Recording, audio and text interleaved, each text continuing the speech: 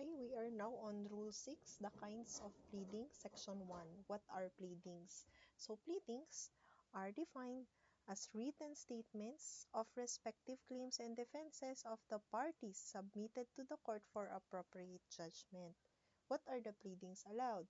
The claims of the parties are asserted in a complaint, counterclaim, cross-claim, third and fourth, etc. party complaint, and complaint in intervention.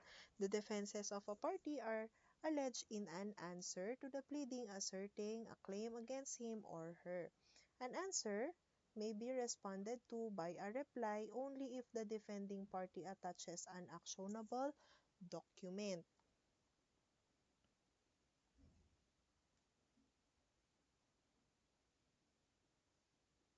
Okay, so what are affirmative defenses that may a defending party set up in his or her answer?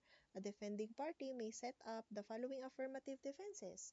1. Fraud, uh, statute of limitations, release, payment, illegality, statute of frauds, estoppel, former recovery, discharge in bankruptcy, and any other matter by way of confession or avoidance.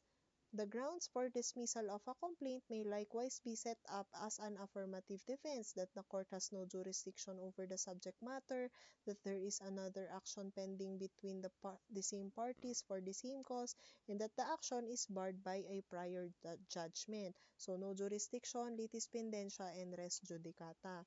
The defending party may also plead as an affirmative defense that the court has no jurisdiction over the person of the defending party, that the venue is improperly laid, that the plaintiff has no legal capacity to sue, that the pleading asserting the claim states no cause of action, and that the condition precedent for filing a claim has not been complied with. Parang um, condition precedent kasi ang katarungan pambarangay. So, if it is not subjected first to katarungan pambarangay, then the defendant may place in his answer as an affirmative defense that the condition precedent for filing the claim has not been complied with.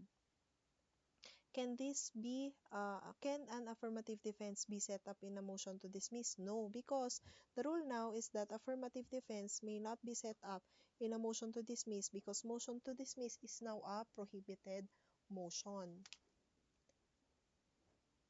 Yun. So,